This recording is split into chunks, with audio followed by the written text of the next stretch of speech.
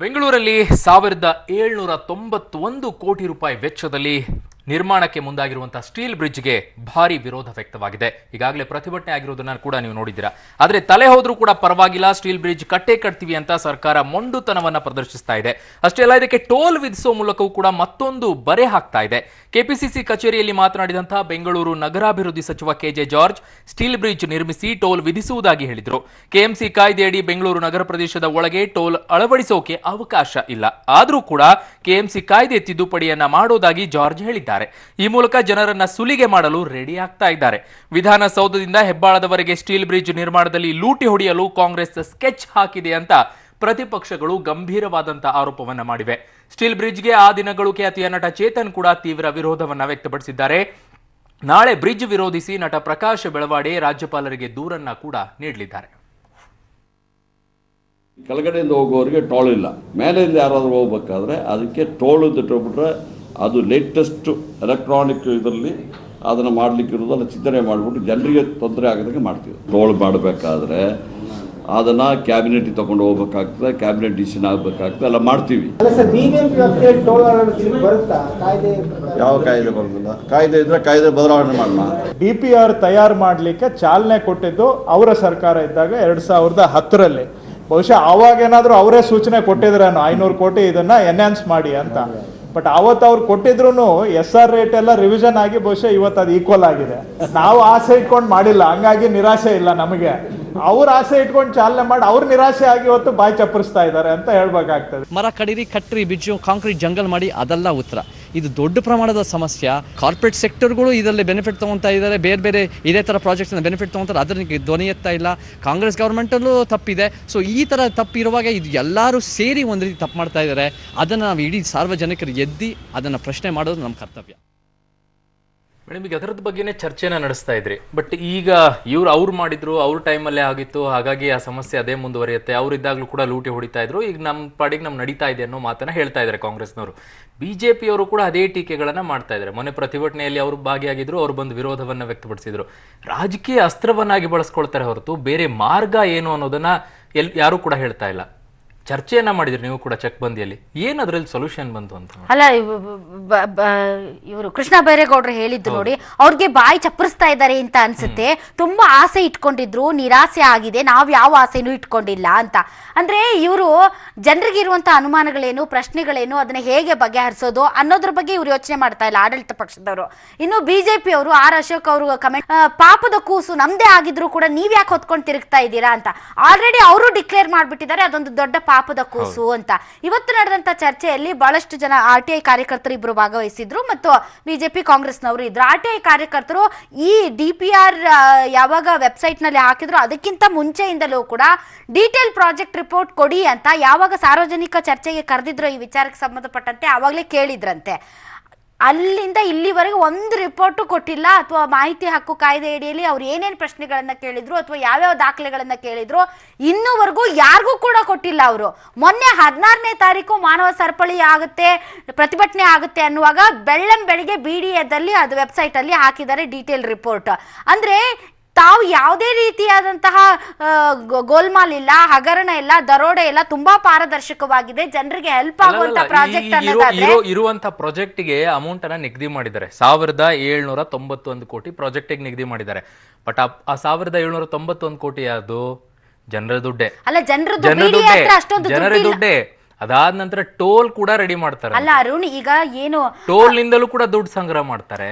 ಅಂದ್ರೆ ನಮ್ಮನ್ನ ಯಾವ ರೀತಿಯಾಗಿ ಯಾಮಾರಿಸಬೇಕು, ನಮ್ಮಿಂದ ಯಾವ ರೀತಿಯಾಗಿ ನಮ್ ಜೇಬರ್ ಕತ್ರಿ ಹಾಕಬೇಕು ಅನ್ನೋ ಯೋಚನೆ ಅವ್ರು ಮಾಡ್ತಾನೆ ಇರ್ತಾರೆ. ಅಲ್ಲ, ಈಗ ಜನರ ಜೇಬಿಗೆ ಜನರ ದುಡ್ಡನ್ನ ಬಳಸ್ಕೊಳ್ಳೋದಕ್ಕೂ ಕೂಡ ಕೆಲವೊಂದು ರೂಲ್ಸ್ ರೆಗ್ಯುಲೇಷನ್ಸ್ ಇರುತ್ತೆ.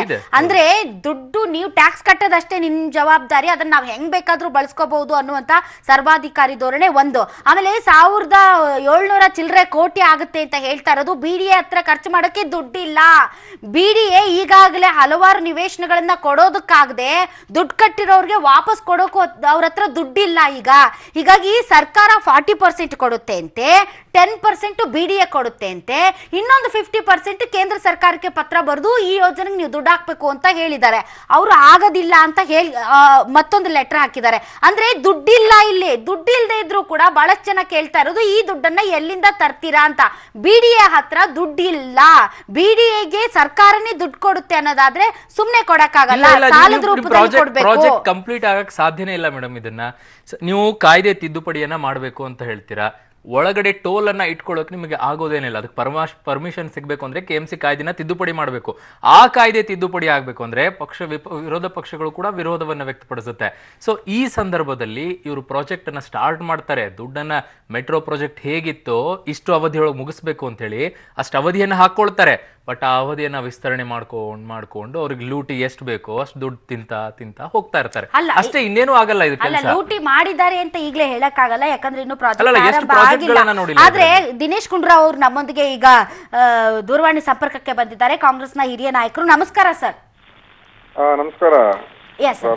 ಸರ್, ಈಗ ನಾವು ಚಕ್ಬಂದಿ ಕಾರ್ಯಕ್ರಮದಲ್ಲೂ ಕೂಡ ಇದೇ ವಿಚಾರಕ್ಕೆ ಸಂಬಂಧಪಟ್ಟಂತೆ ಚರ್ಚೆ ಮಾಡಿದಂತ ಸಂದರ್ಭದಲ್ಲಿ RTI ಕಾರ್ಯಕರ್ತರು ಬಹಳಷ್ಟು ವಿಚಾರಗಳ ಬಗ್ಗೆ ನಮ್ಮಲ್ಲಿ ಇದ್ದಂತಹ ಕಾಂಗ್ರೆಸ್ ನಾಯಕರು RV ವೆಂಕಟೇಶ್ ಅವರ ಗಮನ ಸೆಳೆಯೋದಕ್ಕೆ ಪ್ರಯತ್ನ ಪಟ್ಟರು.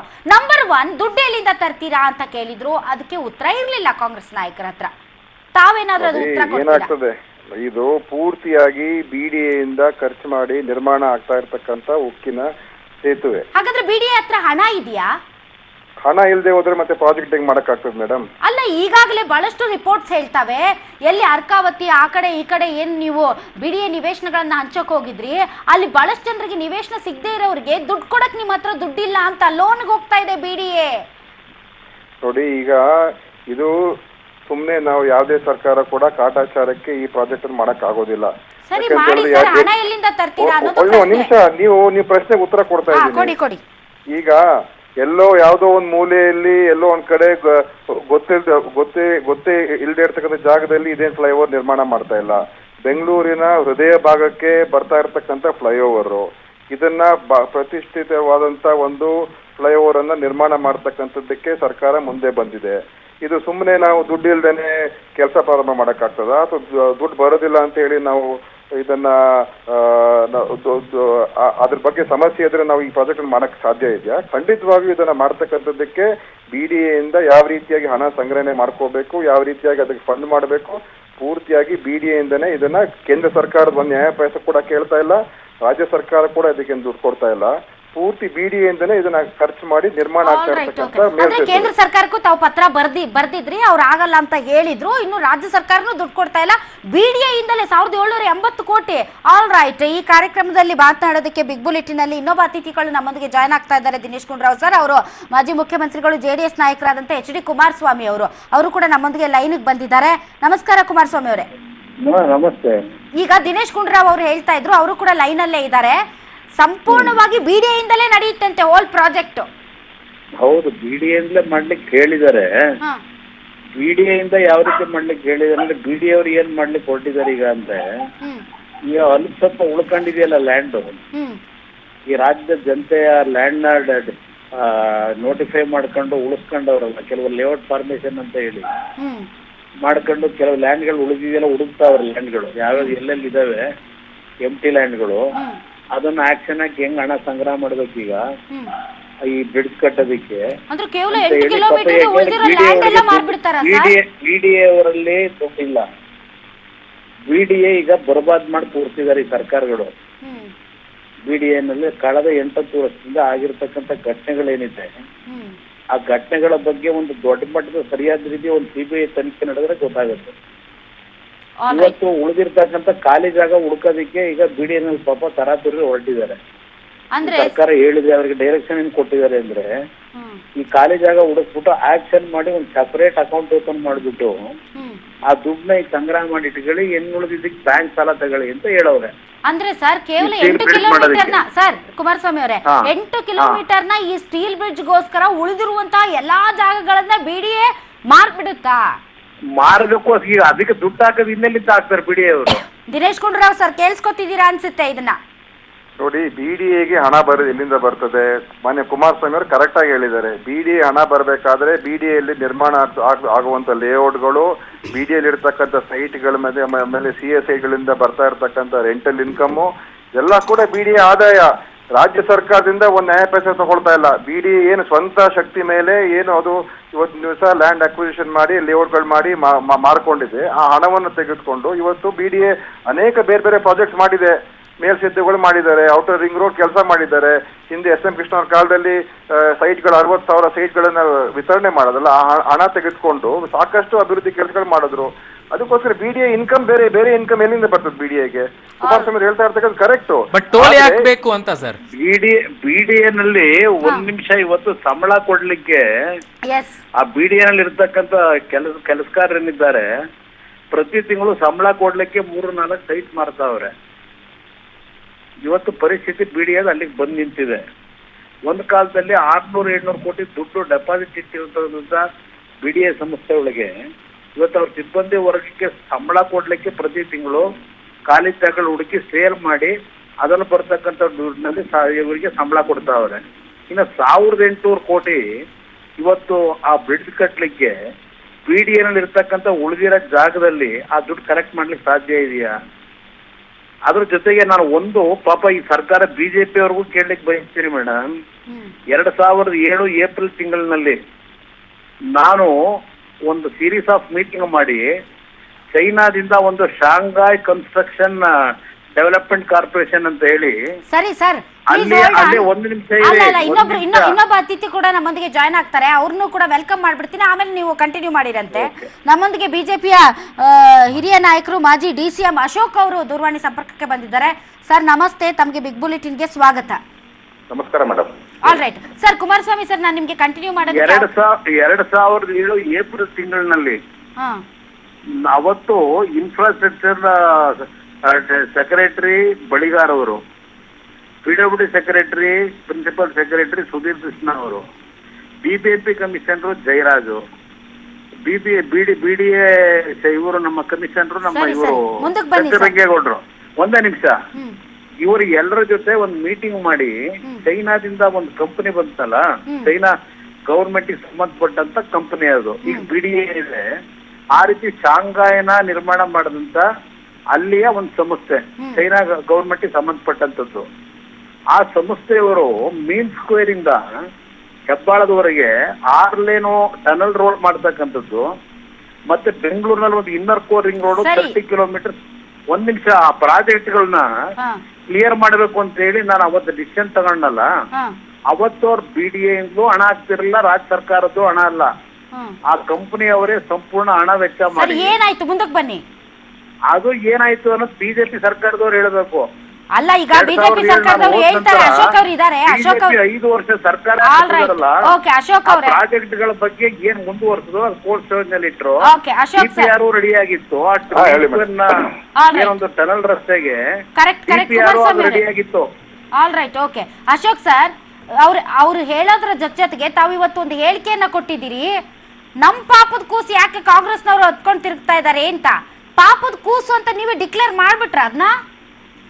ಅಲ್ಲ, ಇವರು ಪದೇ BJP ಅವರು ಮಾಡಿದ್ದಾರೆ ಅಂತ ನನ್ನ ತಿಳಿದ ಪ್ರಕಾರ. ನಾನು ಜಿಲ್ಲಾ ಮಂತ್ರಿ ಆಗಿದ್ದೆ, ನಾನಂತೂ ಅದಕ್ಕೆ ಅನುಮೋದನೆ ಹೇಳಿಲ್ಲ, ನಾನು ಪ್ರಪೋಸಲ್ ಮಾಡಿಲ್ಲ. ಆತರ ನನಗ್ ಜ್ಞಾಪಕ ಇದ್ದಂಗೆ ನಾವು ಪ್ರೋಗ್ರೆಸ್ ಮಾಡಿಲ್ಲ, ನಾವು ಆ ಟೆಂಡರ್ ಕರೆದಿಲ್ಲ ನಾವು. ಸರ್, ಪ್ರಾಜೆಕ್ಟ್ ರಿಪೋರ್ಟ್ ರೆಡಿ ಮಾಡೋದಕ್ಕೆ 300 ಕೋಟಿ ವಹಿಸಿದೀರಂತಲ್ಲ ಸರ್, ಅದ್ ನಿಮ್ಗೆ ಗೊತ್ತಿಲ್ವಾ? ನಾನ್ ಡಿಸ್ಟ್ರಿಕ್ಟ್ ಮಿನಿಸ್ಟರ್ ಆಗಿದ್ದೆ, ನನಗೆ ಅದ್ರ ಬಗ್ಗೆ ನಿಮ್ಗೆ ಮಾಹಿತಿ ಇಲ್ದಂಗೆ ಎಲ್ಲ ನಡೆದೋಗಿದೆ. ನನಗೆ ಗೊತ್ತಿಲ್ಲ. ಸರಿ, ಪಾಪದ ಕೂಸ್ ಅಂದ್ರೆ ಏನ್ ಹೇಳಿ ಸರ್, ನೀವೇ ಡಿಕ್ಲೇರ್ ಮಾಡಿ. ನಿಮ್ ಕೂಸ್ ಆದ್ರೆ ಅದ್ ಹೆಂಗ್ ಪಾಪದ ಕೂಸ್ ಆಗುತ್ತೆ? ಅಲ್ಲ, ಕಾಂಗ್ರೆಸ್ ಅವ್ರು ಹೇಳ್ತಾ ಇದಾರೆ ಪಾಪದ ಕೂಸು ಅಂತ ಹೇಳಿ. ಪಾಪದ ಕೂಸು ನೀವ್ ಯಾಕೆ ಹೊತ್ಕೊಂಡ್ ತಿರುಗ್ತೀರಾ? ಬಿಟ್ಬಿಡಿ, ಪಾಪದ ಕೂಸು ದಾರಿಯಾಗಿ ಬಿದ್ದೋಗ್ಲಿ, ಎಲ್ಲಾನ ಹೋಗ್ಲಿ, ಬಿಟ್ಕೊಂಡ್ಲಿ. ಎತ್ಕೊಂಡು ಓಡ್ತೀರಾ? ನಿಮ್ಗೆ ಯಾಕೆ ಇಷ್ಟೊಂದು ಆಪಾದನೆ ತಗೊಂಡು ಇಷ್ಟೊಂದು ಜನ ವಿರೋಧ ಮಾಡ್ತಾ ಇದಾರೆ, ಪ್ರೊಟೆಸ್ಟ್ ಮಾಡ್ತಾ ಇದಾರೆ, ಮಾಧ್ಯಮದಲ್ಲಿ ಪ್ರತಿದಿನ ಇದೇ ಸುದ್ದಿ ಆಗ್ತಾ ಇದೆ, ದುಡ್ಡು ಹೊಡಿತಾ ಇದ್ದೀರಾ ಅಂತ. ಬಿಟ್ಬಿಡಿ, ಯಾಕೆ ದಾರಿಯಲ್ಲಿ ಬಿಟ್ಬಿಡಿ, ಯಾರನ್ನ ಎತ್ಕೊಂಡು ಹೋಗ್ಲಿ ಆ ಮಗುನ. ಯಾಕೆ ಎತ್ಕೊಂಡು ಹೋಗ್ತೀರಾ ನೀವು? ಯಾವುದೇ ಜವಾಬ್ದಾರಿಯುತವಾದಂತ ಸರ್ಕಾರ ಈ ರೀತಿಯಾಗಿ ಮಾತಾಡಕ್ ಆಗೋದಿಲ್ಲ. ಯಾಕಂದ್ರೆ ಇದು ಹಿಂದೆ BJP ಅವ್ರ ಕಾಲದಲ್ಲೇ ಇದನ್ನ DPR ಮಾಡಿ ಕೊಟ್ಟಿರ್ತಕ್ಕಂಥ ಯೋಜನೆ. ಆಮೇಲೆ ನಮ್ಮ ಸರ್ಕಾರ ಬಂದ್ಮೇಲೆ ಮುಖ್ಯಮಂತ್ರಿಗಳು ಕೂಡ 2014 ಇಸ್ವಿಯಲ್ಲಿ ಇದನ್ನ ಮಾಡಬೇಕು ಅಂತ ಹೇಳಿ ಬಜೆಟ್ ಸ್ಪೀಚ್ ಅಲ್ಲಿ ಹೇಳಿದ್ರು. ಅದ ನಂತರ ಒಂದ್ ನಿಮಿಷ ಮುಗಿಸ್ಬಿಡ್ತೀನಿ. ಅದೆಲ್ಲ ಮಾಡಿದ್ರು. ಆಮೇಲೆ ಇದ್ರ ಬಗ್ಗೆ ಗ್ಲೋಬಲ್ ಟೆಂಡರ್ ಕರೆದ್ರು, ಪಬ್ಲಿಕ್ ಒಪಿನಿಯನ್ ತಗೊಂಡ್ರು, ಟೆಂಡರ್ ಫೈನಲೈಸ್ ಮಾಡಿದ್ರು, ಟೆಂಡರ್ ರೀನೆಗೋಷಿಯೇಟ್ ಮಾಡಿದ್ರು, ಎಲ್ಲ ಮಾಡಿ ವರ್ಕ್ ಎಕ್ಸಿಕ್ಯೂಟ್ ಆಗುವಂತ ಸ್ಟೇಜ್ ಬಂದಾಗ ದಿಢೀರಾಗಿ ಏನೋ ಜ್ಞಾನೋದಯ ಆಗಿದೆ ಅಂತ ಹೇಳ್ಕೊಂಡು ಇದು 2 ವರ್ಷ ಏನನ್ನು ಕೂಡ ಮಾತಾಡ್ದೇನೆ ಸುಮ್ಮನೆ ಕೂತ್ಕೊಂಡು ದಿಢೀರಾಗಿ ಇದನ್ನ ಏನೋ ಒಂದು ಈ ಪ್ರಾಜೆಕ್ಟ್ ಸರಿ ಇಲ್ಲ ಅಂತ ಹೇಳ್ತಕ್ಕಂಥದ್ರಲ್ಲಿ ಯಾವಾಗ ಮಾತಾಡ್ಬೇಕಾಗಿತ್ತು ಅವಾಗ ಇವ್ರು ಯಾರು ಮಾತಾಡ್ಲಿಲ್ಲ. ಬಜೆಟ್ ಸ್ಪೀಚ್ ಅಲ್ಲಿ ಬಂದಾಗ ಒಂದು ದಿವಸನೂ ಕೂಡ ಇವ್ರು ಯಾಕೆ ಮಾಡ್ತೀರಿ ಅಂತ ಕೇಳಲಿಲ್ಲ. ಗ್ಲೋಬಲ್ ಟೆಂಡರ್ ಕರೆದಾಗ ಕೇಳಲಿಲ್ಲ. ಪ್ರಾಜೆಕ್ಟ್ ಶುರು ಆಗೋ ಸಂದರ್ಭದಲ್ಲಿ ಎಲ್ಲರೂ ಕೂಡ ಬಂದು ಇವತ್ತು ನಿಲ್ಸಿ ಅಂತ ಹೇಳ್ತಾ ಇದ್ದಾರೆ. ರಾಜಕೀಯ ಉದ್ದೇಶಗಳು ಏನು ಅಂತ. ಈಗ ರಾಜ್ಯದ 6 ಕೋಟಿ ಜನರಲ್ ಲ್ಯಾಂಡ್ ಅನ್ನ ನೀವು ಅಕ್ವೈರ್ ಮಾಡ್ಕೊಂಡಿರ್ತಕ್ಕಂಥ ಭೂಮಿ ಉಳಿಸ್ಕೊಂಡು ಇವತ್ತು ನೀವು ಅದರಲ್ಲಿ ದುಡ್ಡನ್ನ ಮಾರಾಟ ಮಾಡಿ ಸೈಟ್ ಮಾರಾಟ ಮಾಡಿ ಇವತ್ತು ಕಟ್ಟಕ್ಕೆ ಹೊರಟಿದ್ದೀರಿ. ಆ ರಾಜ್ಯ ಕಲೆಕ್ಷನ್ ಮಾಡ್ತೀರಿ. ಆಗಿದ್ರೆ ಟೋಲ್ ಯಾಕೆ ಕಲೆಕ್ಷನ್ ಮಾಡ್ತೀರಿ? ಬಿಡಿಎ ಅವರು ಲ್ಯಾಂಡ್ ನ ನೀವು ಆಕ್ಷನ್ ಮಾಡಿ ಈಗ ನಿಮ್ ಈ ಸರ್ಕಾರದ ಯೋಗ್ಯತೆಗೆ ಅರ್ಕಾವತಿನಲ್ಲಿ ದುಡ್ಡು ಕಟ್ಟಿದಾರಲ್ಲ, ಅವ್ರಿಗೆ ಸೈಟ್ ಕೊಡ್ಲಿಕ್ಕೆ ಆಗೋದಿಲ್ಲ, ಅವ್ರ ದುಡ್ಡು ವಾಪಸ್ ಕೊಟ್ಟಿಲ್ಲ. ಆ ಜನ ದುಡ್ಡು ಕಟ್ತಾರೆ, ದುಡ್ಡು ಎಲ್ಲಿಂದ ಕೊಡ್ತೀರಿ? ಅವ್ರಿಗೆ ದುಡ್ಡು ಕೊಡೋದು ಬಿಡಿಎನಲ್ಲಿ ದುಡ್ಡು ಕೊಡೋ ಯೋಗ್ಯತೆ ಇಲ್ಲ. ಅಲ್ಲಿ 400 ಎಕರೆ ರೀಡೋ ಮಾಡಿ ಸೈಟ್ ಕೂಡ ಯೋಗ್ಯತೆ ಇಲ್ಲ. ಬೇರೆ ಕಡೆ ಹೋಗ್ತಾ ಉಂಟು, ಬೇರೆ ಕಡೆ ಎಲ್ಲ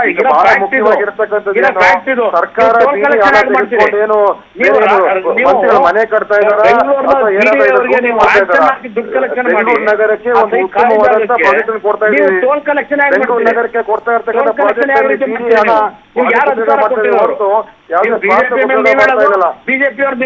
ಯಾರು ಏನೇನ್ ಲೂಟಿ ಮಾಡಿದ್ದಾರೆ, ಬಿಡಿಎ ಏನೇನ್ ಮಾಡಿದ್ದಾರೆ, ಡಿನೋಟಿಫಿಕೇಶನ್ ಯಾರು ಮಾಡಿದ್ದಾರೆ, ಅದ್ರ ಬಗ್ಗೆ ಯಾಕೆ ಮಾತಾಡ್ಬೇಕು ಈಗ?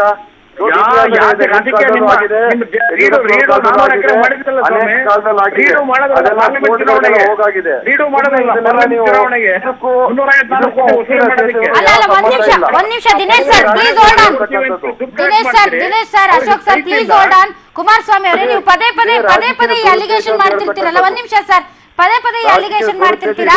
ರೀಡು ಮಾಡಿದ್ರು ಪಾರ್ಲಿಮೆಂಟ್ ಚುನಾವಣೆಗೆ, ಈಗ ಬ್ರಿಡ್ಜ್ ಕಟ್ತಾ ಇದ್ದಾರೆ ಪಂಜಾಬ್ ಮತ್ತೆ UP ಎಲೆಕ್ಷನ್ಗೆ ಅಂತ. ಏನ್ ಸರ್ ಹಂಗಂದ್ರೆ ಇದೇನು ಕರ್ನಾಟಕ ಏನು ಕಣಜನ? ಯಾಕೆ ಅಲಿಗೇಷನ್ ಮಾಡ್ತಿದ್ದೀರಾ? ಸರ್ಕಾರ ಬಂದು 3.5 ವರ್ಷ ಈ project outer ring road land ಅಕ್ವಿಸಿಷನ್ಗೆ ನೋಟಿಫಿಕೇಶನ್ ಇಶ್ಯೂ ಮಾಡಿರ್ತಕ್ಕಂಥದ್ದು 2007ರಲ್ಲಿ ಪೆರಿಫೆರಿಯಲ್ ರಿಂಗ್ ರೋಡ್. ಏನ್ ಮಾಡಿದ್ರೆ ಇವತ್ತು 10 ವರ್ಷ ಆಗಿದೆ ನೋಡಿ. ಈಗ ನೋಡಿ, ಎಲ್ಲ ಪ್ರಾಜೆಕ್ಟ್ ಸಮಸ್ಯೆಗಳಿದೆ. ನೀವು ಎಲ್ಲ ಪ್ರಾಜೆಕ್ಟ್ ಇದಕ್ಕೂ ಯಾಕೆ ಸಂಬಂಧ ತರ್ತಾ ಇದೀವಿ ಅಂತ ನಾನು ಕೇಳುವಂತದ್ದು. ಈಗ ನೀವು ಬೇಡ ಅಂತ ಹೇಳಿದ್ರೆ ಬೇಡ ಅಂತ ಹೇಳಿ. ಏನ್ ಮಾಡ್ತಾ ಇದ್ರಿ? ಬೆಂಗಳೂರು ನಗರಕ್ಕೆ ಅಂತ ಒಂದು ಉತ್ತಮವಾದ ಪ್ರಾಜೆಕ್ಟ್ ಬೇಡ ಅಂತ ಹೇಳಿದ್ರೆ ಬೇಡ ಅಂತ ಹೇಳಿ. ನಿಮ್ಗೆ ಪ್ರತಿ ಪ್ರಾಜೆಕ್ಟ್ ದುಡ್ಡು ಮಾಡ್ಕೊಳ್ತಕ್ಕಂಥದ್ದು ನಿಮ್ಮ JDS ಮತ್ತು BJP ಮಾಡ್ಕೊಂಡ್ಬಂದಿರ್ತಕ್ಕಂಥ ಇತಿಹಾಸನೇ ಅದು. ನಿರ್ಣಯ ಮಾಡುವ ನಾವು ಸರ್ಕಾರ ನಡೆಸಬೇಕಾದ್ರೆ ದುಡ್ಡು ಮಾಡಿಟ್ಟಿದ್ರೆ ಇವತ್ತು ಬಿಜೆಪಿ ಕಾಂಗ್ರೆಸ್ ನಿರ್ಣಯ ಮಾಡ್ತಾ ಇದ್ದೆ. ನೋಡಿ, ಯಾರು ಕೂಡ ಇದರಲ್ಲಿ ಸತ್ಯ ಹರಿಶ್ಚಂದ್ರಗಳಂತ ಹೇಳ್ಕೊಳ್ತಕ್ಕಂಥ ಅವಶ್ಯಕತೆ ಇಲ್ಲ. ನಿಮ್ ಸರ್ಕಾರ ಇದೆ ತಾಕತ್ತಿದ್ರೆ ಬಹಳ ಸತ್ಯ ಹರಿಶ್ಚಂದ್ರರು ಏನು ಮಾಡಿಲ್ಲ ಅಂತ ರಾಜ್ಯಸಭಾ ಚುನಾವಣೆಯಲ್ಲಿ ಶಾಸಕರಿಗೆ ದುಡ್ಡು ಕೊಡಬೇಕು ಅಂತ ಹೇಳಿರ್ತಕ್ಕಂಥವ್ರು ಯಾರು? ಏನ್ ಮಾಡಿದ್ರಿ?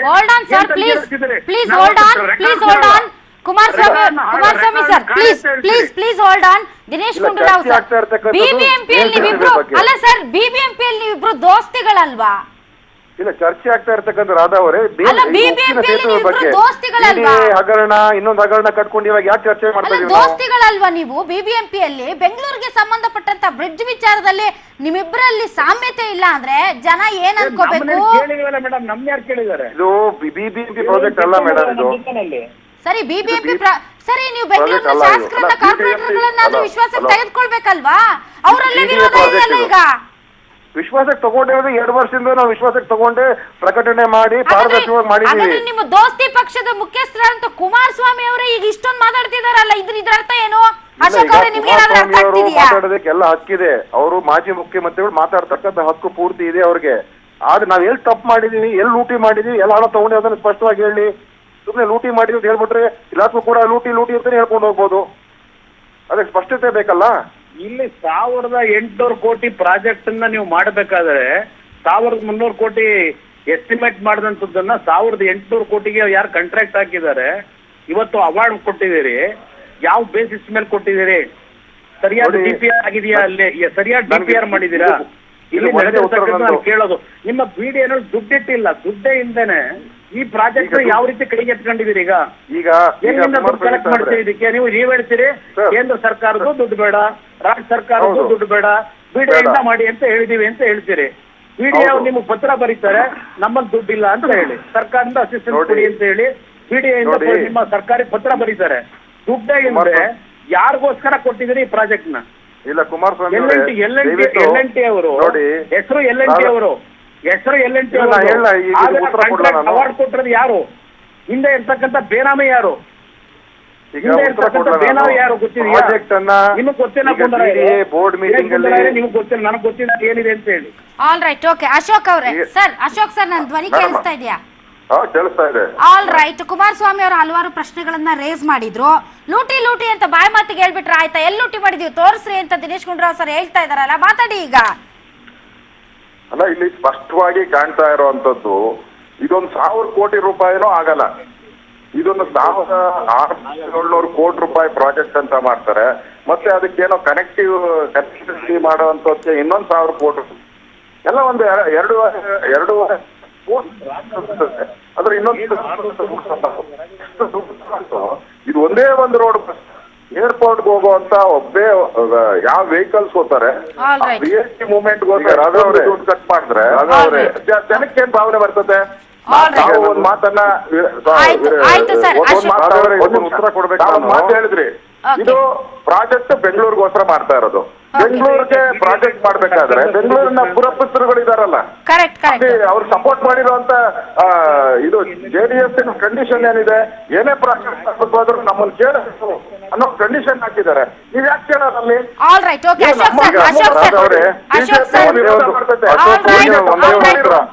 ನಿಮ್ಗೆ ಬೆಂಬಲ ಒಂದೇ ಉತ್ತರ. ದಿನೇಶ್ ಸರ್, ಈಗ ಕುಮಾರಸ್ವಾಮಿ ಅವರ ಪ್ರಶ್ನೆನೂ ಅದೇ, ಅಶೋಕ್ ಅವರ ಪ್ರಶ್ನೆನೂ ಅದೇ, ಮತ್ತು ಈ ಪ್ರಾಜೆಕ್ಟ್ ನ ಯಾರ್ಯಾರು ವಿರೋಧಿಸ್ತಾ ಇದ್ದಾರೆ ಅವ್ರ ಪ್ರಶ್ನೆನೂ ಇದೆ. ಇಲ್ಲಿ ಪಾರದರ್ಶಕತೆ ಇಲ್ಲ, ಜನರಿಗೆ ಎಲ್ಲೂ ಲೂಟಿನೋ ಹಗರಣದ ವಾಸನೆ ಇದೆ ಅನ್ನುವಂತ ಅನುಮಾನ ಇದೆ. ಅನುಮಾನ ಬಗೆಹರಿಸಿ. ಈಗ ರಾಧಾ ಅವರೇ, ಅಶೋಕ್ ಅವ್ರಿಗೆ ಮತ್ತು ಮಾನ್ಯ ಕುಮಾರಸ್ವಾಮಿ ಅವ್ರಿಗೆ ಒಂದೇ ಉತ್ತರ. ಈಗ ಎಲ್ಲ ಡಾಕ್ಯುಮೆಂಟ್ಸ್ ಹೊರಗಡೆ ಇದೆ. ಒಂದ್ ನಿಮಿಷ ಯಾವ್ದು ಕೊಡಲ್ಲ. ಈಗ ಒಂದ್ ನಿಮಿಷ ಈ ಪ್ರಾಜೆಕ್ಟ್ ಅನ್ನ 1000 ಕೋಟಿನೂ ಕೂಡ ಬರಲ್ಲ ಅಂತ ಹೇಳ್ತಾ ಇದ್ದಾರೆ. 1000 ಕೋಟಿಗೆ ಯಾರಾದ್ರೂ ಅಶೋಕ್ ಅವ್ರು ಕರ್ಕೊಂಬಂದ್ರೆ ಇವತ್ತೇ ಅವ್ರಿಗೆ ಕಾಂಟ್ರಾಕ್ಟ್ ಕೊಟ್ಬಿಡೋಣ. ಒಂದು. ಎರಡನೇದು, ಬೇರೆಯವ್ರ ಕೈಲಿ ಎಸ್ಟಿಮೇಟ್ ನೀವು ಬೇಕಾದ್ರೆ ಇದನ್ನ ಇನ್ನೊಬ್ಬರ ಕೈಲಿ ಇದೇ ಎಸ್ಟಿಮೇಟ್ ಅನ್ನ ಮಾಡಿಸಿ. ನೀವು ಎಕ್ಸ್ಪರ್ಟ್ಸ್ ಇದ್ದಾರೆ, ಇಡೀ ವಿದೇಶದಲ್ಲಿದ್ದಾರೆ, ದೇಶದಲ್ಲಿದ್ದಾರೆ, ಇದನ್ನೇ ನೀವು ಇನ್ನೊಂದು ಎಸ್ಟಿಮೇಟ್ ಮಾಡಿಸಿ, ಯಾರಾದ್ರೂ ಕೈಲಿ ಚೆಕ್ ಮಾಡಿಸಿ. ಏನಾದ್ರೂ ಈ ತರ ಇದಕ್ಕಿಂತ ಕಡಿಮೆ ಮಾಡಕ್ ಸಾಧ್ಯ ಇದೆ ಅಂತ ನೀವೇ ಬಂದು ಯಾರಾದ್ರೂ ಕಾಂಟ್ರಾಕ್ಟರ್ ಮುಂದೆ ಬರ್ತಾರೆ ಅಂತ ಹೇಳಿದ್ರೆ ಖಂಡಿತ ಒಪ್ಕೊಳ್ಳೋಣ. ಸುಮ್ನೆ ನಾವು ಗಾಳಿಯಲ್ಲಿ ನಾವು ಗುದ್ದಾಡೋದಕ್ಕಿಂತ ಹೆಚ್ಚಾಗಿ ಫ್ಯಾಕ್ಟ್ಸ್ ಅಂಡ್ ಫಿಗರ್ಸ್ ಮುಂದೆ ಇಡಿ. ಫ್ಯಾಕ್ಟ್ ಅಂಡ್ ಫಿಗರ್ಸ್ ಮುಂದೆ ಇಡಬೇಕಾಗಿರೋದು ಸರ್ಕಾರ ಸರ್. ಸುಮ್ಮನೆ ನಾವು Dinesh sir, facts and figures ಮುಂದೆ ಇಡಬೇಕಾಗಿರೋದು ಸರ್ಕಾರ. BDA ವೆಬ್ಸೈಟ್ ನಲ್ಲಿ ಏನು ಡೀಟೇಲ್ ಪ್ರಾಜೆಕ್ಟ್ ರಿಪೋರ್ಟ್ ಇದೆ ಅದನ್ನ ಬಿಟ್ಟು ಹಲವಾರು ಅಂಶಗಳನ್ನ ಅಲ್ಲಿ ಮುಚ್ಚಿಡಲಾಗಿದೆ ಅನ್ನುವಂತಹ ಆರೋಪಗಳು ಕೇಳಿ ಬರ್ತಾ ಇದೆ. ಯಾಕೆ ನೀವೆಲ್ಲರನ್ನು ವಿಶ್ವಾಸಕ್ಕೆ ತೆಗೆದುಕೊಳ್ಳಲ್ಲ? ನಿಮ್ಮಲ್ಲಿ ಯಾವುದೇ ರೀತಿಯಾದಂತ ಒಂದಿಷ್ಟು ಉಳುಕಿಲ್ಲ ಅಂದ್ರೆ ಈ ಪ್ರಾಜೆಕ್ಟ್ ಅಲ್ಲಿ ಯಾಕೆ ಎದುರ್ತೀರಾ? ನೋಡಿ ರಾಧಾ ಅವರೇ, ಈ ಫ್ಲೈಓವರ್ ಕಟ್ತಾ ಇರ್ತಕ್ಕಂಥದ್ದು ಎಲ್ಲಿ? RTI ಮಾಹಿತಿ ಕೇಳಿದ್ರೆ ಕೊಡಲ್ಲ ನೀವು. BDA ಯಾವಾಗ ಪ್ರತಿಭಟನೆ ಆಗುತ್ತೋ ಅದ್ರ ಬೆಳಗ್ಗೆ ಹಾಕ್ತೀರಾ ಒಂದು, ಅದರಲ್ಲಿ ನೋಡಿದ್ರೆ ಬಹಳಷ್ಟು ಅಂಶಗಳಿಗೆ ಉತ್ತರ ಇಲ್ಲ. ಇಂತಹ ಸಂದರ್ಭದಲ್ಲಿ ಬರೀ ಬಾಯಿ ಮಾತಿಂದ ನಿಖರವಾದಂತ ಯಾವ ಪ್ರಶ್ನೆ ನಿಖರವಾಗಿ ಕೊಟ್ರೆ ಅದರಿಂದ ನಿಖರವಾದಂತ ಉತ್ತರ BDA ಕೊಡ್ತೀನಿ. ನಿಖರವಾದಂತ ಪ್ರಶ್ನೆ ಕೇಳಿ ಅದಕ್ಕೆ ನಿಖರವಾಗಿ RTI ಕಾರ್ಯಕರ್ತರು ಕೇಳಿದ್ದು ಟೆಂಡರ್ ಅಲ್ಲಿ ಯಾರ್ಯಾರು ಭಾಗವಹಿಸಿದ್ದಾರೆ ಕೊಡಿ ಅಂತ. ಅದಕ್ಕೆ ಕೊಡ್ಲಿಲ್ಲ. ಟೆಂಡರ್ ಯಾರಿಗಾಗಿದೆ ಕೊಡ್ಲಿಲ್ಲ. ಡೀಟೇಲ್ ಪ್ರಾಜೆಕ್ಟ್ ರಿಪೋರ್ಟ್ ಕೊಡಿ, ಚರ್ಚೆಗೆ ಕರೆಯೋದಕ್ಕಿಂತ ಮುಂಚೆ. ನೋಡಿ, ಅವ್ರ RTI ಕಾರ್ಯಕರ್ತರು ನಿಜ ಹೇಳ್ತಾ ಇದ್ದಾರಾ? ನಿಜ ಹೇಳ್ತಿದ್ದಾರೆ ಅಂದ್ರೆ ಅವ್ರು ನೀವು ಕೊಟ್ಟರು ಉತ್ತರನ ತಗೊಂಡು ಅಲ್ಲ ಸರ್, ಸೃಷ್ಟಿಸಬೇಕಾಗಿದೆ ಅಂತ ಉತ್ತರ ಕೊಡ್ತಾರಲ್ಲ, ಅದ್ರ ಅರ್ಥ ಏನು ಸರ್? ಉತ್ತರ ಕೊಟ್ಟಾಗಿದೆ. ನಿಮಗೆ ಅನುಮಾನದ ಕಣ್ಣಲ್ಲಿ ನೋಡ್ತಾ ಇರ್ತಕ್ಕಂಥವ್ರಿಗೆ ಜನ ನೋಡ್ತಾ ಇರ್ತಾರೆ ಸರ್. ಸ್ಪಷ್ಟಪಡಿಸಕ್ ಆಗೋದಿಲ್ಲ. ಸರ್, ಜನರಿಗಿರುವಂತಹ ಪ್ರಶ್ನೆಗಳಿಗೆ ಉತ್ತರ ಕೊಟ್ರೆ ನಿಮ್ಮ ಸರ್ಕಾರನೇ ಸೇಫ್. ಇಲ್ಲ ನಾವು ಯಾರನ್ನು ಕೇರ್ ಮಾಡಲ್ಲ, ನಾವು ಮಾಡಿದ್ದೇ ದಾರಿ ಅಂತಂದ್ರೆ ಜನನು ಡಿಸೈಡ್ ಮಾಡ್ತಾರೆ ಅಷ್ಟೇ. ಬಟ್ ಒಂದಂತೂ ನಿಜ, ವಿಶ್ವಾಸಕ್ಕೆ ತೆಗೆದುಕೊಳ್ಳದೆ ನೀವೇನು ಮಾಡಕ್ಕಾಗಲ್ಲ. ಬಿಕಾಸ್ ಇದು ಕಾಂಗ್ರೆಸ್ ಪಾರ್ಟಿಯ ಹಣ ಅಲ್ಲ, ಇದು ರಾಜ್ಯದ ಜನರ ಹಣ.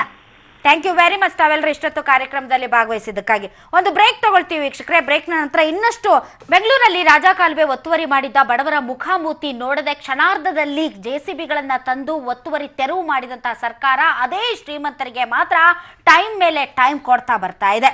ಇದರ ಫಲವಾಗಿ ಇವತ್ತು ಮಾಜಿ ಸಚಿವ ಶಾಮನೂರು ಶಿವಶಂಕರಪ್ಪ ಒಡೆತನದ SS ಆಸ್ಪತ್ರೆ ತೆರವಿಗೆ ಬ್ರೇಕ್ ಬಿದ್ದಿದೆ. ಕಳೆದ 28ರಂದು ನೋಟಿಸ್ ನೀಡಿದ್ದ ಜಿಲ್ಲಾಡಳಿತ ಆಸ್ಪತ್ರೆಗೆ ಸಂಬಂಧಿಸಿದ ದಾಖಲೆಗಳನ್ನು ಸಲ್ಲಿಸುವಂತೆ ಸೂಚಿಸಿತ್ತು. ಅಲ್ಲದೆ 7 ದಿನಗಳ ಕಾಲಾವಕಾಶವನ್ನೂ ನೀಡಿತ್ತು. ಆದರೆ ಜಿಲ್ಲಾಡಳಿತದ ನೋಟಿಸ್ ಪ್ರಶ್ನಿಸಿ ಶಾಮನೂರು ಹೈಕೋರ್ಟ್ಗೆ ರಿಟ್ ಅರ್ಜಿ ಸಲ್ಲಿಸಿದ್ರು. ಅರ್ಜಿ ಇತ್ಯರ್ಥಪಡಿಸಿದ ಹೈಕೋರ್ಟ್ ಏಕಸದಸ್ಯ ಪೀಠ ಸಕ್ಷಮ ಪ್ರಾಧಿಕಾರದ ಮುಂದೆ ದಾಖಲೆಗಳನ್ನು ಸಲ್ಲಿಸಲು ಸೂಚಿಸಿದೆ. ಅಲ್ಲದೆ ನೋಟಿಸ್ ವಿಚಾರ ಸಕ್ಷಮ ಪ್ರಾಧಿಕಾರದಲ್ಲಿ ಇತ್ಯರ್ಥ ಆಗೋ ತನಕ ಆಸ್ಪತ್ರೆಯನ್ನ ತೆರವು ಮಾಡುವುದಾಗಲಿ ವಶಕ್ಕೆ ಪಡೆಯೋದಾಗಲಿ ಮಾಡುವಂತಿಲ್ಲ ಅಂತ ಜಿಲ್ಲಾಡಳಿತಕ್ಕೆ ಸೂಚಿಸಿದೆ. ಬಟ್ ಆ ಮನೆಗಳನ್ನು ತೆರವು ಮಾಡ್ತಾ ಇದ್ರಲ್ಲ ಮೇಡಮ್, ಆ ಟೈಮಲ್ಲಿ ಜನ ಹೇಳ್ತಾ ಇದ್ದಿದ್ದು, ಆ ಟೈಮಲ್ಲಿ ಹಿಂದಿನ ದಿನ ಬಂದು ನಮ್ಗೆ ನೋಟಿಸ್ ಕೊಟ್ಟರು ಸರ್. ಅದಾದ ನಂತರ ನೆಕ್ಸ್ಟ್ ಡೇನೇ ನಮಗೆ ಮನೆ ಖಾಲಿ ಮಾಡೋಕೆ ಹೇಳಿದ್ರು, ಡೆಮಾಲಿಷನ್ ಮಾಡಿ ನಮ್ಮ ಮನೆ ಎಲ್ಲ ಧ್ವಂಸಗೊಳಿಸಿದ್ರು ಅಂತ ಹೇಳ್ತಾ ಇದ್ರು. ಬಟ್ ಇಲ್ಲಿ ಇಷ್ಟೊಂದು ಟೈಮ್ ಕೊಡ್ತಾರೆ, ಅಲ್ಲಿ ಯಾಕಷ್ಟು ಟೈಮ್ ಕೊಡಲಿಲ್ಲ ಮನೆಗಳಿಗೆ? ಅವ್ರು ಕುಟುಂಬಸ್ಥರಿದ್ದಂಥವ್ರು ಮನೆ ಬೀದಿ ಪಾಲಾದ್ರು ಅವರು. ಸರ್ ಕೂಡ ಇದ್ರು, ಅದಕ್ಕೆ ಸರ್ ಕೂಡ ಕಮೆಂಟ್ ಮಾಡಿದ್ರು ರಂಗನಾಥ್ ಸರ್ ಆ ವಿಚಾರಕ್ಕೆ ಸಂಬಂಧಪಟ್ಟಂತೆ. ಬಾಂಟಿ ಮನೆಯಲ್ಲಿ ಮಗು ಇದೆ, ಎಷ್ಟೋ ದಿನಗಳ ಮಗು, ದಯವಿಟ್ಟು ಸರ್ 3 ದಿನ ಟೈಮ್ ಕೊಡಿ, ನಾವು ಬೇರೆ ಆಲ್ಟರ್ನೇಟಿವ್ ಅರೇಂಜ್ ಮಾಡ್ಕೊಂಡು ನಾವೇ ತೆರವು ಮಾಡ್ತೀವಿ ಅಂದ್ರೂ ಕೂಡ ಕೇಳ್ದೇನೆ ಗೋಡೆಯ ಒಂದು ಪಾರ್ಟ್ನ ಒಡೆದು ಹಾಕಿದಾಗ ಎಷ್ಟು ಅಳ್ತಾ ಇತ್ತಾ ಹೆಂಗ್ಸು. ಅದಕ್ಕೆ ಸರ್ ಕೂಡ ಮರುಕ ವ್ಯಕ್ತಪಡಿಸಿದ್ರು. ಏನಾಯ್ತು, 1-2 ದಿನದಲ್ಲಿ ಅವರೇ ತೆರವು ಮಾಡ್ತೀನಿ ಅಂತ ಹೇಳಿದ್ರಲ್ಲ ಅಂತ. ಒತ್ತುವರಿ ತೆರವಿಗೆ ಯಾರೂ ವಿರೋಧ ವ್ಯಕ್ತಪಡಿಸಿಲ್ಲ, ಅದನ್ನ ಒಪ್ಕೊಳ್ಬೇಕು. ಆದ್ರೆ ನೀವು ಶ್ರೀಮಂತರಿಗೊಂದು ನ್ಯಾಯ, ಬಡವರಿಗೊಂದು ನ್ಯಾಯ ಮಾಡಿ ಒಂದಿಷ್ಟು ಒಳ್ಳೆ ಕೆಲಸ ಆಗುತ್ತೆ ಅಂದ್ರೆ ಜನ ಕುತ್ಕೊಂಡು ಇದ್ರಲ್ಲಿ ಏನೇನ್ ಡ್ರಾಮಾ ಮಾಡಿದ್ದಾರೆ ಗೊತ್ತಾ? ಮೊದ್ಲೇನ್ ಹೇಳಿದ್ರು, ಇಲ್ಲ ಸರ್ವೇನೇ ಆಗಿಲ್ಲ, ಇದು ಒತ್ತುವರಿ ಆಗಿದೆಯೋ ಇಲ್ವೋ ಗೊತ್ತಿಲ್ಲ ಅಂತ ಹೇಳಿದ್ರು. ಅಲ್ಲಿ ಜಯಚಂದ್ರ ಅವ್ರು ಏನ್ ಹೇಳ್ತಾರೆ, ಒತ್ತುವರಿನೇ ಆಗಿಲ್ಲ ಶಾಮನೂರು ಶಿವಶಂಕರಪ್ಪ ಅವರು ಒಡೆತನದ SS ಆಸ್ಪತ್ರೆ ಅಂದ್ರು. ಈ ಕಡೆ ಮಾಜಿ ಮೇಯರ್ ಮಂಜುನಾಥ್ ರೆಡ್ಡಿ ಇಲ್ಲ ಒತ್ತುವರಿ ಆಗಿದೆ ಅಂದ್ರು. ಅಲ್ಲಿ ದೊಡ್ಡ ಕನ್ಫ್ಯೂಷನ್. ಮತ್ತೊಂದ್ಸರಿ ಸರ್ವೆ ಮಾಡಿಸಿದ್ಮೇಲೆ ಏನಂದ್ರು, ಇಲ್ಲ ನಾವು ಸರ್ಕಾರದ ಆಸ್ತಿ ಅಂತ ಅದನ್ನ ವಶಕ್ಕೆ ತಗೊಂಡ್ಬಿಡ್ತೀವಿ, ಅದನ್ನ ನಾವು ಒಡೆದಾಕಲ್ಲ ಅಂತ ಅಂದ್ರು. ಅದಕ್ಕೆ ವಿರೋಧ ವ್ಯಕ್ತ ಆಯ್ತು. ಆಮೇಲೆ ಇಲ್ಲ ಸ್ಟ್ರಿಕ್ಟ್ ಆಗಿ ನೋಟಿಸ್ ಕೊಟ್ಟಿದೀವಿ, JCB ಎಲ್ಲ ತಗೊಂಡ್ ಹೋಗ್ತಾ ಇದೀವಿ, ಈಗ ಒಡೆದಾಕ್ತಿದೀವಿ ಅಂತ ಫುಲ್ ಸೀನ್ ಕ್ರಿಯೇಟ್ ಮಾಡಿದ್ರು. ಟಚ್ಚು ಮಾಡಲಿಲ್ಲ. ಅಂದ್ರೆ ಬೇಕು ಅಂತ ದಿನ ಕಳೀಲಿ, ಟೈಮ್ ಹೋಗ್ಲಿ, ಇವ್ರು ಕೋರ್ಟ್ಗೆ ಹೋಗ್ಲಿ, ಸ್ಟೇ ತಗೊಂಡ್ ಬರ್ಲಿ ಅಂತ ಅವ್ರಿಗೆ ಚಾನ್ಸ್ ಕೊಟ್ರು. ಅದೇ ಬಡವ್ರಿಗಾದ್ರೆ ಶುಕ್ರವಾರ ನೋಟಿಸ್ ಕೊಡೋದು, ಶನಿವಾರ ಕೆಡಬೋದು. ಸೊ ಈ ಜನ ನೋಡ್ತಾ ಇರ್ತಾರೆ ಸರ್ಕಾರದ ಈ ರೀತಿಯಾದಂತಹ ಏನು ಧೋರಣೆ ಇದೆ, ಅದನ್ನ ನೋಡ್ತಾರೆ, ಸಮಯ ಬಂದಾಗ ಸರಿಯಾಗಿ ಪಾಠ ಕಲಿಸ್ತಾರೆ. ಇನ್ನು ಮುಂದಿನ ಸುದ್ದಿಗೆ ಹೋಗೋದಾದ್ರೆ, ರಾಜ್ಯದ ಕೆಲ ವಿಚಾರಗಳನ್ನ ಮಾಧ್ಯಮಗಳು ದೊಡ್ಡದನ್ನಾಗಿ ಮಾಡಿ ಗಲಾಟೆಗೆ ಕಾರಣವಾದವು ಅಂತ ಮಾಧ್ಯಮಗಳ ಮೇಲೆ ಗೃಹ ಸಚಿವ ಪರಮೇಶ್ವರ್ ಗೂಬೆಯನ್ನ ಕೂರಿಸಿದ್ದಾರೆ. ಬೆಂಗಳೂರಲ್ಲಿ ರಾಷ್ಟ್ರಪತಿ ಸೇವಾ ಪದಕ ಪ್ರದಾನ ಸಮಾರಂಭದಲ್ಲಿ ಅವರು ಮಾತನಾಡ್ತಾ ಇದ್ರು. ಅತ್ತ ಕಾರವಾರದಲ್ಲಿ ಮಾತನಾಡಿದಂಥ ರಾಜ್ಯ ಮಾನವ ಹಕ್ಕುಗಳ ಆಯೋಗದ ಅಧ್ಯಕ್ಷೆ ಮೀರಾ ಸಕ್ಸೇನಾ, ಪೊಲೀಸ್ ಅಧಿಕಾರಿಗಳು ಮಾಧ್ಯಮಗಳ ಒತ್ತಡದಿಂದ ಆತ್ಮಹತ್ಯೆಯನ್ನು ಮಾಡಿಕೊಳ್ತಿದ್ದಾರೆ ಅಂತ ಹೇಳಿದ್ರು. ಇನ್ನು ಟಿವಿ ಪತ್ರಿಕೆಯಲ್ಲಿ ಬರೋದನ್ನೇ ಗುಪ್ತಚರ ಇಲಾಖೆ ಹೇಳುತ್ತೆ, ಅವರಿಗೆ ಸೂಕ್ತ ತರಬೇತಿ ಇಲ್ಲ ಅಂತ ಸಿಎಂ ಬೇರೆ ಹೇಳಿದ್ರು. ಈಚೆಗೆ ನಡೆದಂತ ಘಟನೆಗಳು, ಅದರಲ್ಲೂ ಕೂಡ ಮಾಧ್ಯಮದ ಮೂಲಕ ಪ್ರಚುರಪಡಿಸಿದಂತ ಘಟನೆಗಳ ಆಧಾರದ ಮೇಲೆ ಪ್ರತಿಕ್ರಿಯೆಗಳು ಬಂದಂತ ಸಂದರ್ಭದಲ್ಲಿ ನಮ್ಮ ಪೊಲೀಸ್ನವರು ಬಹಳ ಸಂಯಮದಿಂದ ವರ್ತನೆ ಮಾಡಿದ್ದಾರೆ. ಇಲ್ಲದೆ ಹೋದ್ರೆ ಬಹುಶಃ ಇನ್ನೂ ಹೆಚ್ಚಿನ ರೀತಿಯಲ್ಲಿ ನಮ್ಮ ಮೇಲೆ ಪರಿಣಾಮ ಆಗ್ತಕ್ಕಂತ ಸಾಧ್ಯತೆಗಳಿತ್ತು. How you will face goondas and others if you can't even argue. Police ಅವರಿಗೆ ಒಂದು ಕೌನ್ಸಿಲಿಂಗ್ ಆಗಬೇಕು ಅಂತ ಕೂಡ ನಾನು DGPಗೆ ಇದು ಮಾಡಿದ್ದೀನಿ. So much of pressure, press ಇಂದೇ ಅವ್ರ ಮೇಲೆ ತುಂಬಾ ಪ್ರೆಷರ್ ಆಗುತ್ತೆ, ಸಾರ್ವಜನಿಕರಿಂದು ಪ್ರೆಷರ್ ಇರ್ತದೆ. ಯಾಕಂದ್ರೆ ದೇ ವಾಂಟ್ ಆಕ್ಷನ್. ಸರ್ಕಾರದಿಂದ ಪೊಲೀಸ್ ಮೇಲೆ ಪ್ರೆಷರ್ ಇರ್ತದೆ, ಅವರಿಗೆ ಒಂದು ಕೌನ್ಸಿಲಿಂಗ್ ಆಗಬೇಕಾಗ್ತದೆ. ನಮ್ಮ ಇಂಟೆಲಿಜೆನ್ಸ್ ವಿಂಗ್ ಇದೆಯಲ್ಲ, ಅವ್ರಿಗೇನು ಟ್ರೈನಿಂಗೇ ಇರೋದಿಲ್ಲ, ಆದ್ರೆ ಇಂಟೆಲಿಜೆನ್ಸ್ ಕೆಲಸ ಮಾಡಿ ಅಂತ ಹಾಕ್ಬಿಡ್ತೀವಿ. ಬೇರೆ ತರಹದ ಅವರಿಗೆ ಟ್ರೈನಿಂಗ್ ಆಗಬೇಕು. ಇಂಟೆಲಿಜೆನ್ಸ್ ಅಂತಂದ್ರೆ ಟಿವಿಲಿ ಬರೋದು, ಪತ್ರಿಕೆಯಲ್ಲಿ ಬರೋದು ಹೇಳೋದಲ್ಲ. ಇಂಟೆಲಿಜೆನ್ಸ್ ಅಂತಂದ್ರೆ ಮುಂದೆ ಏನ್ ಆಗ್ತದೆ ಅಂತೇಳಿ ಅನಲೈಸ್ ಮಾಡಿ ಹೇಳ್ತಕ್ಕಂಥದ್ದು. ಇಂಟೆಲಿಜೆನ್ಸ್ ವಿಂಗು ಸ್ಟ್ರಾಂಗ್ ಆಗಿದ್ರೆ ಅನೇಕ ಘಟನೆಗಳನ್ನ, ಅನೇಕ ಅಪರಾಧಗಳನ್ನ ತಡೆಗಟ್ಟತಕ್ಕಂಥ ಅವ್ರು ಹೇಳ್ತಾರೆ ಅನ್ನೋದಾದ್ರೆ, ಗುಪ್ತಚರ ಇಲಾಖೆ ಆದ್ರೂ ಯಾಕಬೇಕು ಅಂತ, ಆಮೇಲೆ ಟ್ರೈನಿಂಗ್ ಕೊಡಬೇಕು, ಕೌನ್ಸಿಲಿಂಗ್ ಕೊಡಬೇಕು, ಅದು ಗೊತ್ತಿದ್ರೆ ಮಾಡಿ, ಮತ್ತೆ ಅದನ್ನ ಯಾಕೆ ಹೇಳ್ತೀರಾ ಅಂತ. ಆಮೇಲೆ ಪರಮೇಶ್ವರ್ ಅವ್ರು ಹೇಳ್ತಾರೆ, ಬಹಳ ಸಂಯಮದಿಂದ, ಇನ್ನೂ ಕೂಡ ಸಂಯಮದಿಂದ ಪೊಲೀಸರು ಬಿಹೇವ್ ಮಾಡಿದ್ದಾರೆ. ಮಾಧ್ಯಮಗಳಲ್ಲಿ ಬರ್ತಿರುವಂತ ಸುದ್ದಿಗಳನ್ನು ನೋಡಿ ಇನ್ನೂ ರೊಚ್ಚಿಗೇಳ್ಬೇಕಾಗಿತ್ತು ಅವರು ಅಂತ ಅವ್ರು ಹೇಳ್ತಾ ಇರೋದು. ಇಂಥ ಗೃಹ ಮಂತ್ರಿಗಳಿದ್ರೆ ಇನ್ನೇನು ಹೇಳೋದು ಅಂದ್ರೆ, ಅವರು ಯಾವ ಪರ್ಟಿಕ್ಯುಲರ್ ಘಟನೆ ಬಗ್ಗೆ ಮಾತಾಡ್ತಿದಾರೋ ಗೊತ್ತಿಲ್ಲ, ಆದ್ರೆ ಯಮುನೂರ್ನ ಘಟನೆ ಮಾತಾಡ್ತಾ ಇದ್ರೆ ಮಾತ್ರ ಗೃಹ ಮಂತ್ರಿಗಳು ಆಗ ಸುಮ್ನೆ ಬೆಕ್ಕಿನ ತರ ಇದ್ದು ಈಗ ಭಾಷಣ ಮಾಡಿದ್ರೆ ಅದ್ರಲ್ಲಿ ಪ್ರಯೋಜನ ಇಲ್ಲ ಅಂತ ಅನ್ಸುತ್ತೆ. RSS ಕಾರ್ಯಕರ್ತ ರುದ್ರೇಶ್ ಹಂತಕರ ಬಗ್ಗೆ CCTVಯಲ್ಲಿ ಸೆರೆಯಾಗಿದ್ದ ಫೋಟೋ ಒಂದನ್ನು ಈಗ ಲೀಕ್ ಆಗಿದೆ. ಪ್ರತ್ಯಕ್ಷದರ್ಶಿಗಳು ಹೇಳೋ ರೀತಿಯೇ ಆ ಫೋಟೋ ಇದೆ, ಆದ್ರೆ ಇದು ನಕಲಿ ಅಂತ ಪೊಲೀಸರು ಮತ್ತೊಂದು ಕಡೆ ಹೇಳ್ತಿದ್ದಾರೆ. 5 ತಂಡಗಳು ತನಿಖೆ ನಡೆಸ್ತಾ ಇದ್ದು ಕೇರಳದ ಕಡೆ ಮುಖ ಮಾಡಿವೆ. ಈ ನಡುವೆ ರುದ್ರೇಶ್ ನಿವಾಸಕ್ಕೆ ಭೇಟಿ ನೀಡಿ ಬಿಜೆಪಿ ರಾಜ್ಯಾಧ್ಯಕ್ಷ ಯಡಿಯೂರಪ್ಪ ಸಾಂತ್ವನ ಹೇಳಿದ್ರು. ರುದ್ರೇಶ್ ಮಕ್ಕಳ ಶಿಕ್ಷಣಕ್ಕೆ ಸಹಾಯ ಮಾಡಿದ್ರು. ಎಲ್ಲಾ ಹಿಂದೂಗಳ ಕೊಲೆ ಪ್ರಕರಣಗಳನ್ನ NIA ತನಿಖೆಗೆ ವಹಿಸಬೇಕು ಅಂತ ಆಗ್ರಹಿಸಿದ್ರು. ಈ ಸಂಬಂಧ ಕೇಂದ್ರ ಗೃಹ ಸಚಿವರ ಜೊತೆ ಮಾತನಾಡೋದಾಗಿ ಹೇಳಿದ್ರು. ಹುಬ್ಬಳ್ಳಿಯಲ್ಲಿ ಮಾತನಾಡಿದ ಈಶ್ವರಪ್ಪ, ರುದ್ರೇಶ್ ಕೊಲೆ ಹಿಂದೆ ಮುಸ್ಲಿಂ ಭಯೋತ್ಪಾದಕ ಶಕ್ತಿಗಳ ಕೈವಾಡ ಇದೆ ಅಂತ ಆರೋಪಿಸಿದ್ರು.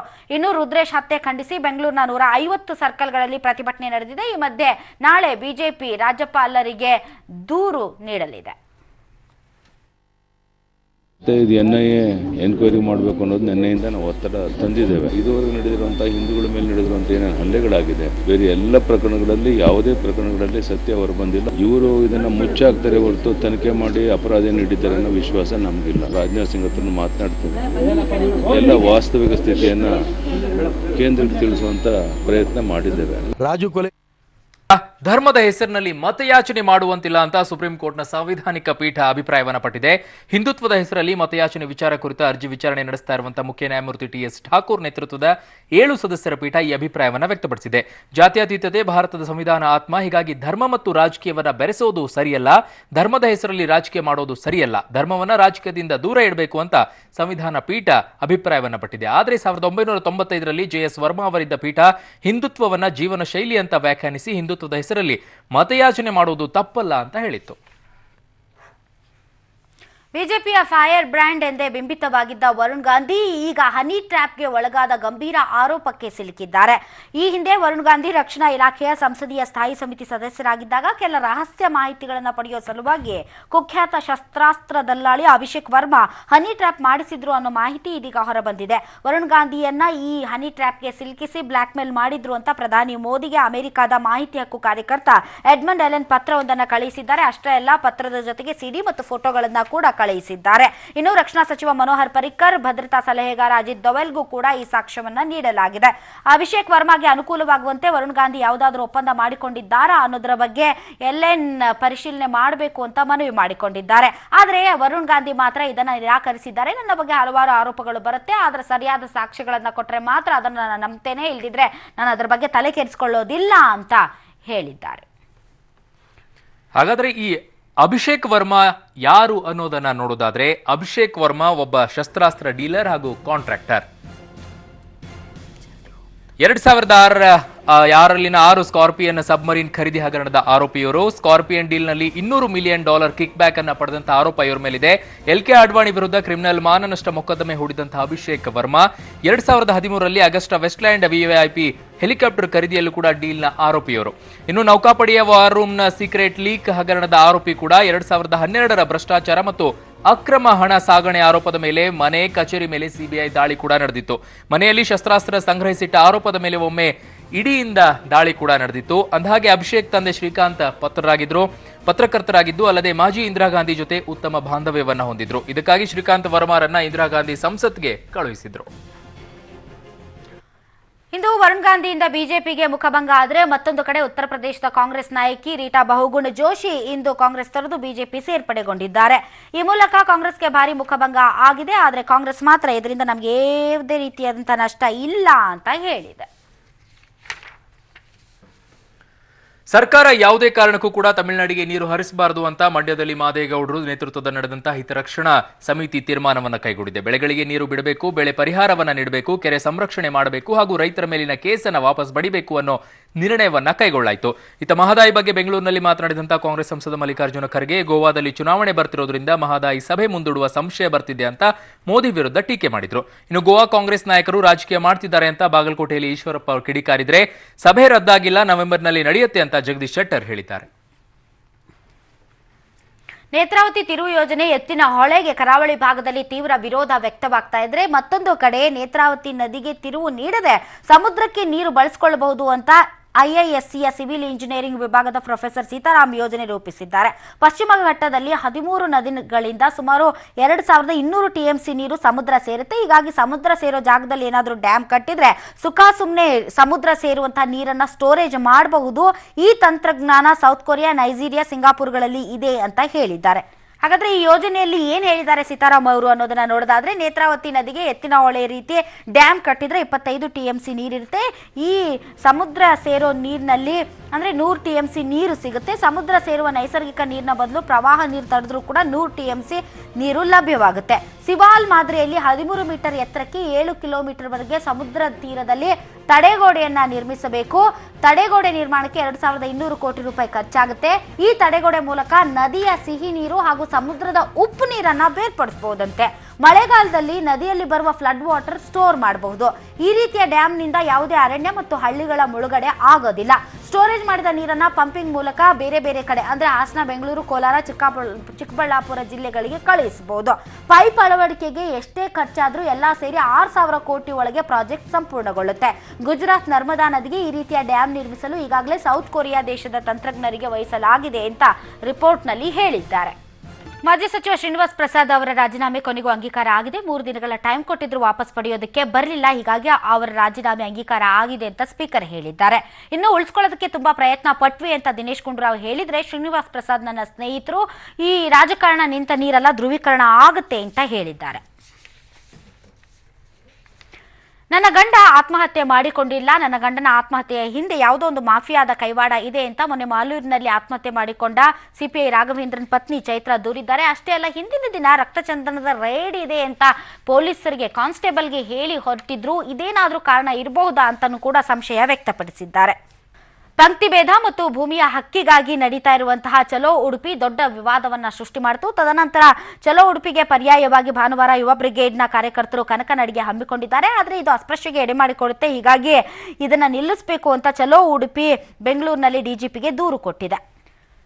ಗಣಿ ದಣಿ ಮಾಜಿ ಸಚಿವ ಜನಾರ್ದನ ರೆಡ್ಡಿ ತಮ್ಮ ಪುತ್ರಿ ಬ್ರಹ್ಮಿಣಿ ಅವರ ಮದುವೆಗೆ ಅದ್ದೂರಿ ಆಮಂತ್ರಣ ಪತ್ರಿಕೆ ಹೊರಡಿಸಿರೋದು ಈಗ ವಿವಾದಕ್ಕೆ ಈಡಾಗಿದೆ.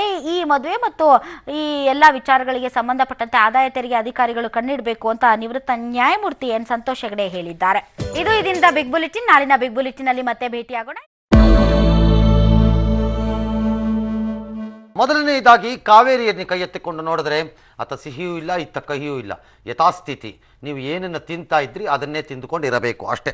ಕರ್ನಾಟಕಕ್ಕೆ ಮೇಲ್ನೋಟಕ್ಕೆ ಕೆಲವರು ಇದನ್ನು ಸಿಹಿ ಎಂಬ ವಾದದಂತೆ ಮಂಡಿಸುವ ಪ್ರಯತ್ನ ಮಾಡುತ್ತಿದ್ದಾರೆ. ಆದರೆ ಅಲ್ಲ, ಒಂದು ನಿಟ್ಟುಸಿರು ಬಿಟ್ಟುಕೊಂಡು ಮುಂದೆ ಹೋಗುತ್ತಿದ್ದಾರಷ್ಟೇ. ಯಶ್ ಸಾಮಾಜಿಕ ಜಾಲತಾಣದಲ್ಲಿ ಒಂದು ವಿಡಿಯೋ ಅಪ್ಡೇಟ್ ಮಾಡಿದ್ರು. ಅದು ಈಗ ಸಿಕ್ಕಾಪಟ್ಟೆ ವೈರಲ್ ಆಗಿದೆ. ಅದು ಅವರು ಮಾಡಿದಂತಹ ಪ್ರಶ್ನೆಗಳು ಮಾಧ್ಯಮಕ್ಕೆ ಅವ್ರು ಮಾಡಿದಂತಹ ಪ್ರಶ್ನೆಗಳೇನು? ಯಶ್, ನಿಮ್ಮ ಒಂದು ಸವಾಲನ್ನ ಪಬ್ಲಿಕ್ ಟಿವಿ ಸ್ವೀಕರಿಸಿದೆ. ರಾಗ ದ್ವೇಷವಿಲ್ಲದೆ ವೇದಿಕೆಯನ್ನ ಕಲ್ಪಿಸ್ತೇವೆ, ಬಂದು ಚರ್ಚಿಸಿ, ಅದಕ್ಕೆ ಡೇಟು ಟೈಮ್ ಅನ್ನ ನೀವೇ ಫಿಕ್ಸ್ ಮಾಡಿ. ಹಾಗಿದ್ರೆ ತಮ್ಮ ಅಭಿಪ್ರಾಯವನ್ನ ಹಂಚ್ಕೊಳ್ಳಿಕ್ಕೆ ಯಾವಾಗ ಸಮಯ ನಿಗದಿ ಮಾಡ್ತೀರಿ ಅನ್ನುವಂಥದ್ದನ್ನ ನಾವು ಕಾಯ್ತಾ ಇದ್ದೀವಿ. ನಿಮ್ಗೆ ಪಬ್ಲಿಕ್ ಟಿವಿಯಿಂದ ಸವಿನಯ ಆಮಂತ್ರಣವನ್ನು ನಾವು ಕೊಡ್ತಾ ಇದ್ದೀವಿ.